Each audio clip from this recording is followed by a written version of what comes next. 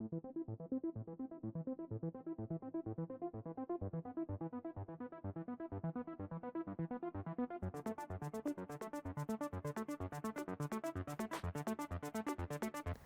everyone, welcome back to the range. My name is Matt. We have some 9mm to check out today. This is loaded by Black Hills.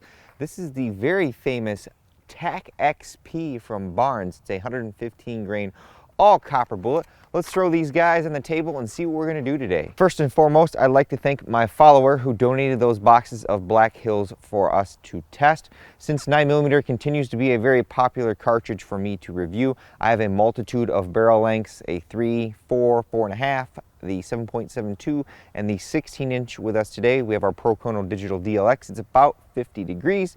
Once we've got our velocity, we're kind of checking for function, a little bit at a time when we're doing these 10-round strings. It doesn't give you, a 100% reliability test, but it does help us to discover any issues we may have with a particular bullet design. Once we've done that, we're going to check our accuracy at about 25 yards. And because this is a hollow point, we got our clear ballistics gel, and we'll have to see if we can come up with a couple of different barriers that we can test these against. The follower who donated these wanted to see how they performed compared to, say, the Norma MHP. We'll start with our shortest barrel length, which is our Springfield Hellcat. This has a 3-inch barrel. I love the factory sights on it. I put an Apex flat face trigger in it. I love this as a compact pistol because I can hold 13 rounds in the little extended magazine right here. I apologize if you can't read the screen. I'll read a couple numbers off to you as I'm shooting it so that we have the velocity. I don't like to shoot 10 rounds of our premium ammunition through these guns when I'm doing the velocity readings because it's kind of a waste because I'm just shooting into the dirt.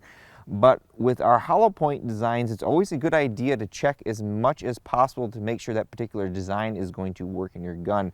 Some hollow points may have a larger cavity up front, or if they're jacketed, these are all copper in this case, but a jacketed one, depending on how that cavity is formed, that jacket could be left exposed at the top of the tip, and depending on the feed angle or the feed ramp could actually catch on some of that and cause a jam in your gun. So, the old saying is you should run 200 to 300 rounds of your self-defense ammunition through your gun is definitely true, but in this day and age, it's really hard to get a lot of this ammunition in that kind of quantity for, a good price. So it's definitely a good idea to try as much of it as you can afford and train for those particular scenarios where if you get a jam or, a hang-up misfeed, you can quickly clear that and move on. The more you know, hey? G.I. Joe. 1152, ooh. 1167.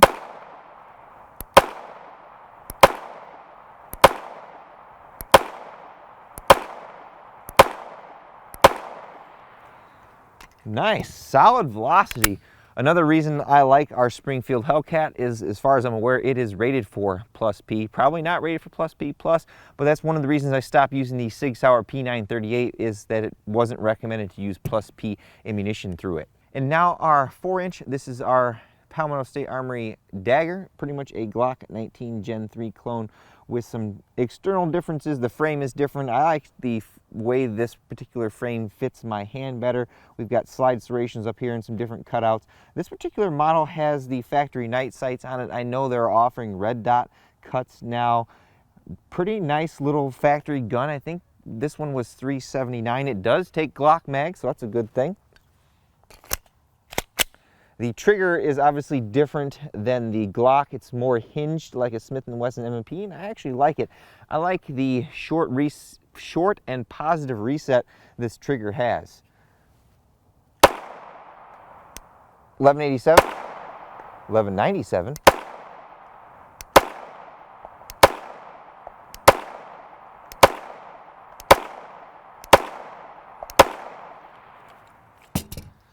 Good velocity off that. And now our 4.5-inch, which is again our dagger with the threaded barrel from Palmetto State Armory.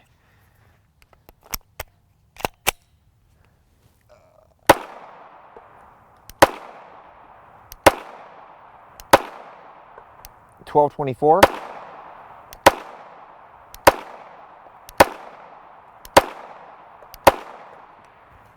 Not bad there. I haven't read velocities in so long that I kind of forget to do it. And now for my favorite PCC, this is my CZ Scorpion Evo 3 S1 SBR. Got a lot of HBI parts in here. They're fore-end, they're duckbill mag release, got the Ascalon Arms Aragon trigger in there, the Yeti Works switchback, very nice little gun. I have a primary arms red dot up top now. I used to have the Vortex Crossfire, but I didn't like how even with a fresh battery on 11, it wasn't bright enough in the daytime, and I didn't like that you couldn't rotate it from 0 to 11. You had to go all the way around, and then you got a stopping point. So I've got a primary arms up top. It's got the Shake Awake on it, which I do like. Ooh, 1306, 1341.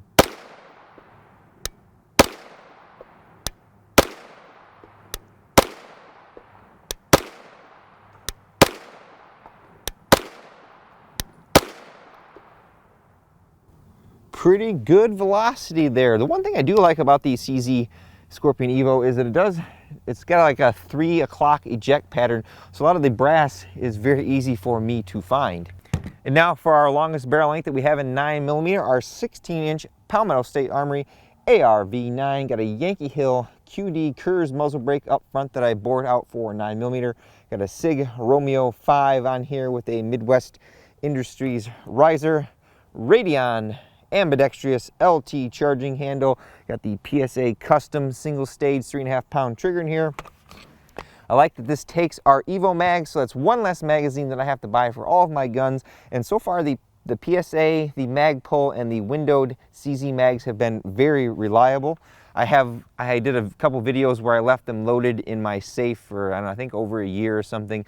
None of the feed lips on them cracked, which is a pretty common problem with some of the earlier clear Evo magazines.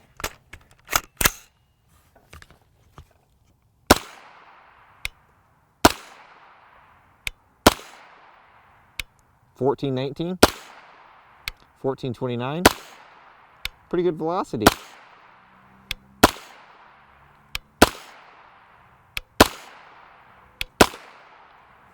Not too bad. We have seen higher velocities from 115 grain plus P, but I won't complain about it too much.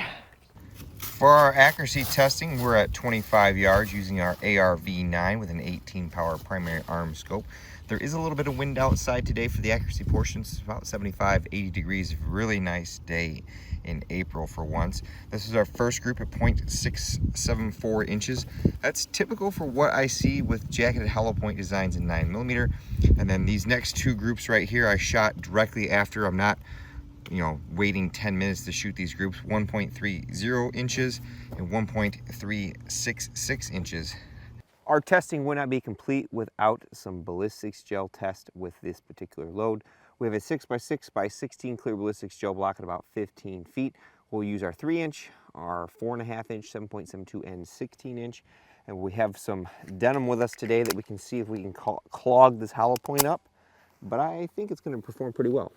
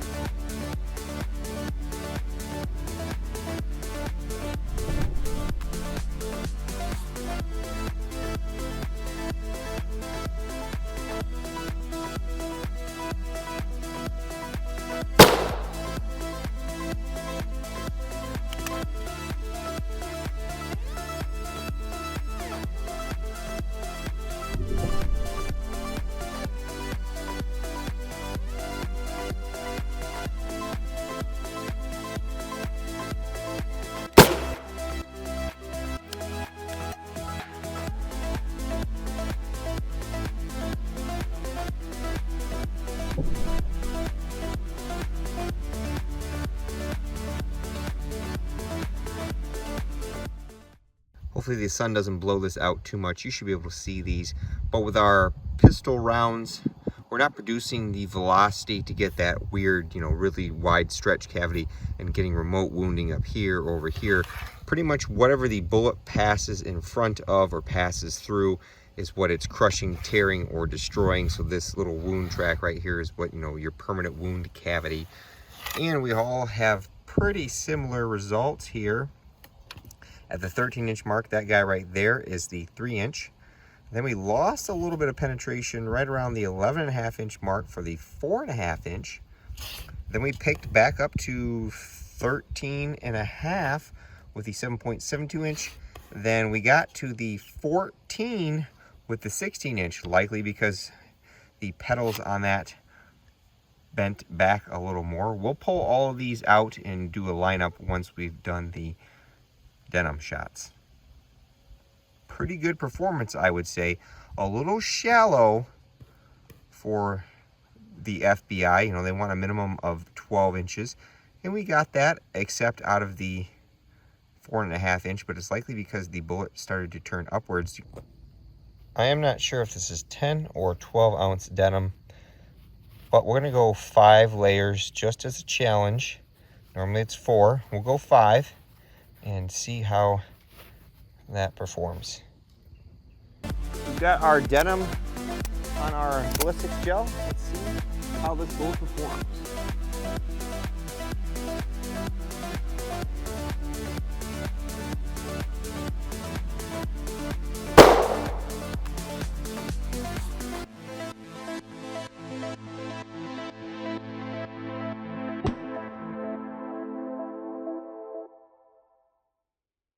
Probably have to ignore the velocities on the chronograph because the sun is at a weird angle now.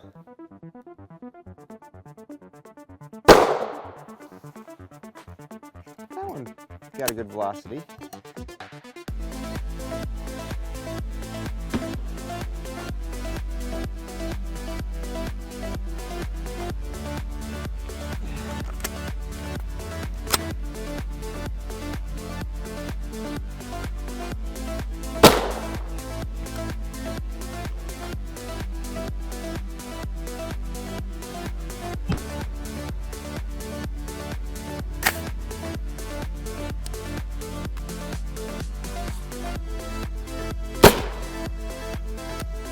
Nice.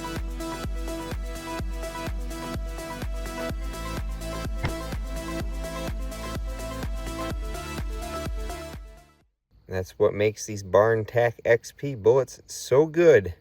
You can kind of see from this mess, we're still getting expansion.